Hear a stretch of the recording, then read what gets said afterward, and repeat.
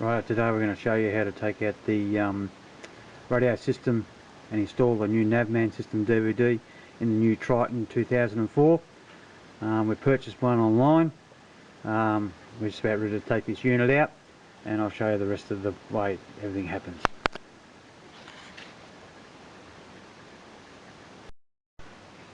Right, we're going to show you how to take off the top head unit, this cowling that goes over the top of the unit.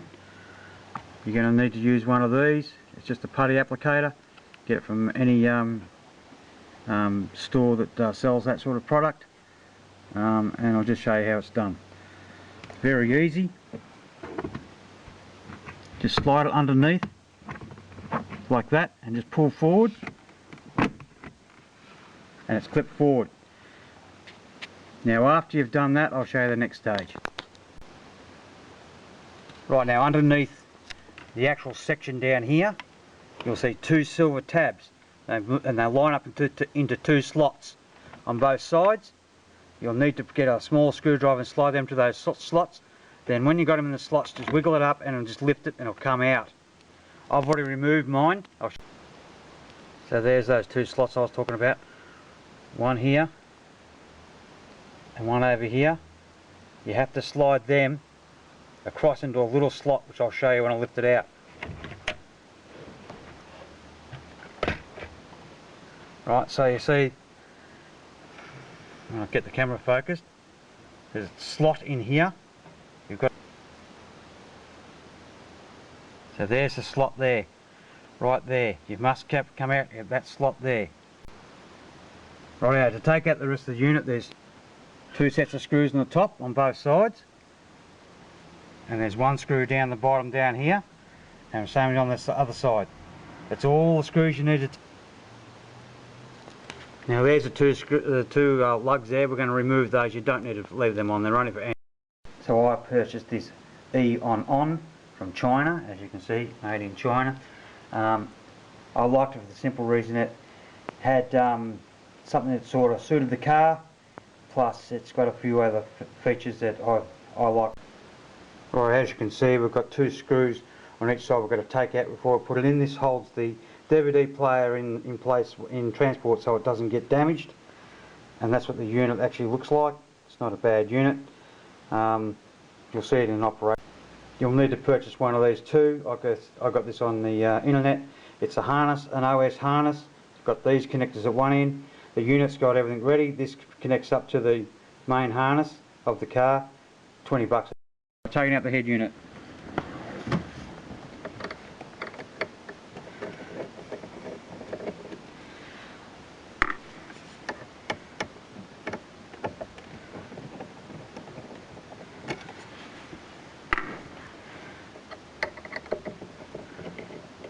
You'll have to use the stubby screwdriver for this, because the long one's just too long.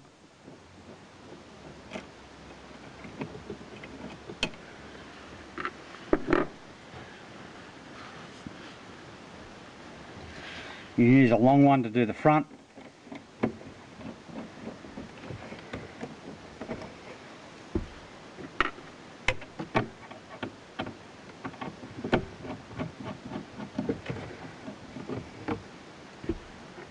That's all the screws.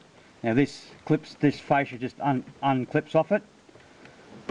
Just push it in on the side and the fascia just comes off.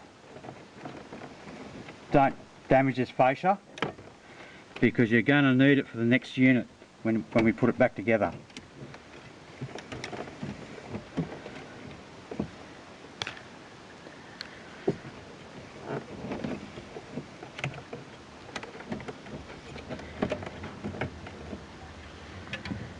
Right, the other thing you need to do is disconnect the battery, which I'll do now. Right, our battery's disconnected. The reason we've got to do that is because it got anti-theft on the unit, so we have to disconnect the battery. There's your anti-theft there, so you've got to take that off. That's your main harness. Take that off, and that is your radio for your antenna. That's the unit out. Now we're just going to take these brackets off on both sides and put on the new unit. Right, now we're setting up the new unit.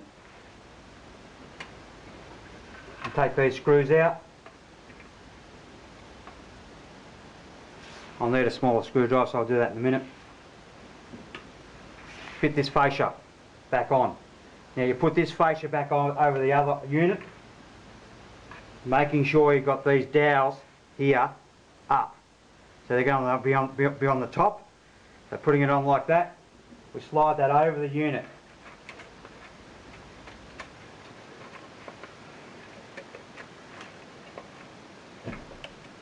Like so. So it's right up against the unit, because that's now going to go back into the new bracketing system. Right, so we're taking these screws off, right out, we'll undo them and we'll take them out.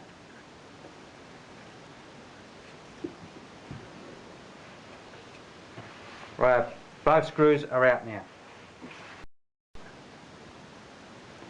Right, now we're taking the screws out of here. Going to take these ones out. They might be a little bit tight.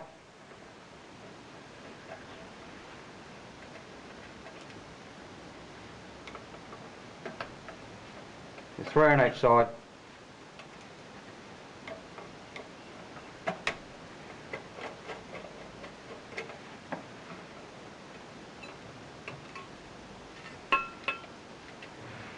And a piece of tape on the bottom. Just leave that with it as well. Stops it from rattling. Right, we're going to fit the new bracket to the unit. Now remember I said we had to get these in the right spot? Well, I think I've got it upside down in here. They've got to be on the bottom. Right, so I've turned this bracket around so they're on the bottom. This is the bracket that's got to go on that side. So we put that bracket on, and we're going to slide it through that keeper.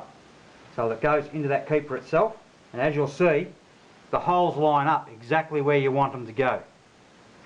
So we're just going to screw that in now. So there you go, all the brackets are on. It's all neatly placed in place. It's ready to go back in the car. So we'll just connect up the OS harness that I bought, which is very simple.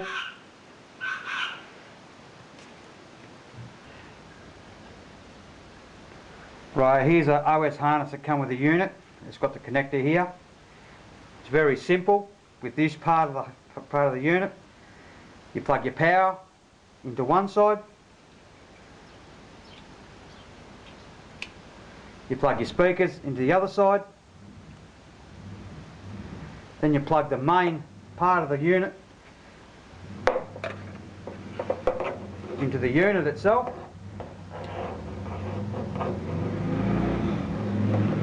And that's it, we're ready to go, we're ready to put it in the car.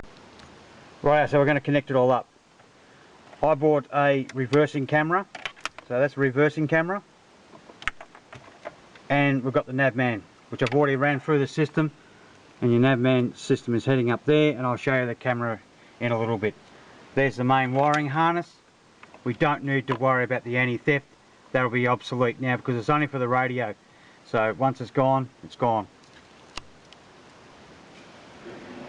Rightio, we're going to plug everything in.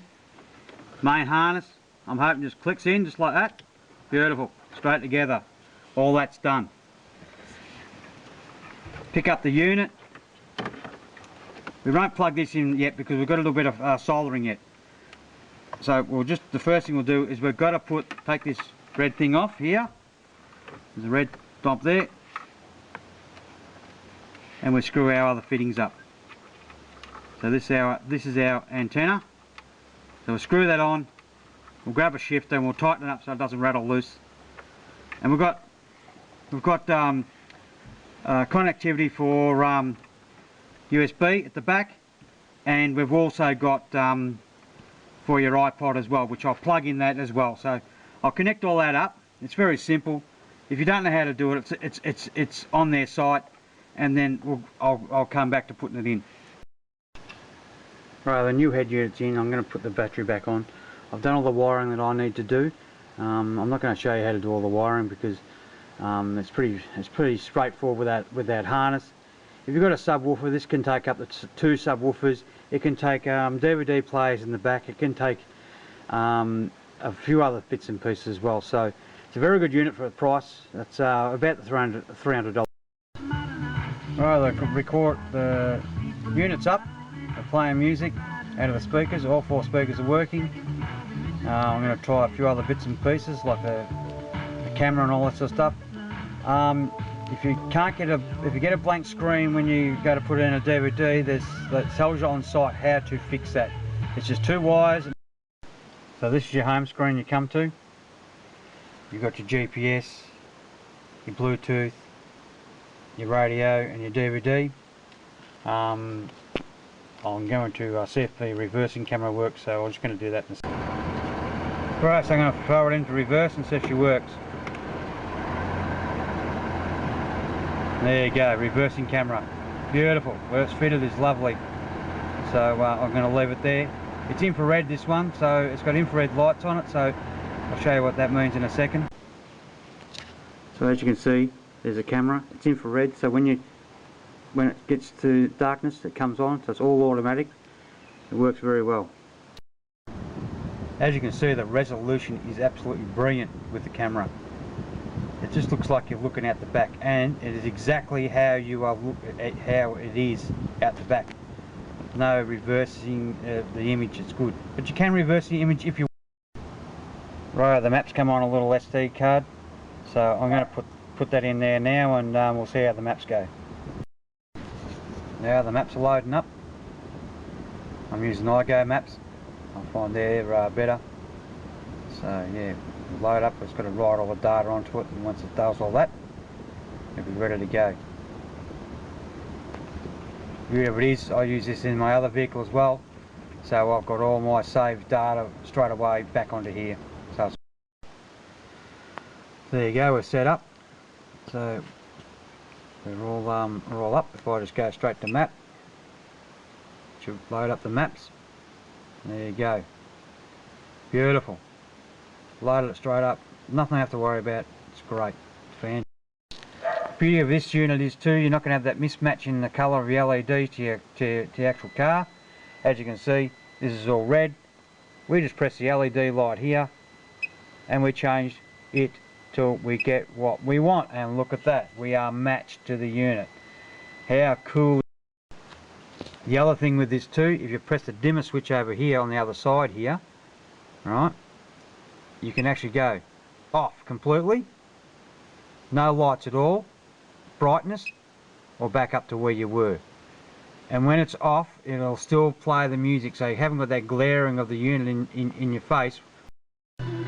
So you go, the radio's playing, we just dim it, radio's still playing, we haven't got that dim, we haven't got that brightness in our face, and away it goes. We don't need to have it. That's great. You can have it back. Fantastic.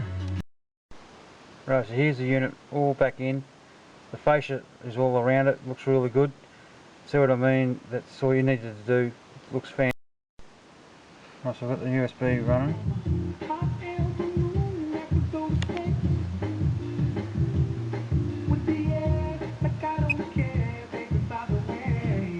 The other thing with this too is you can scroll through the screen just by touching the screen.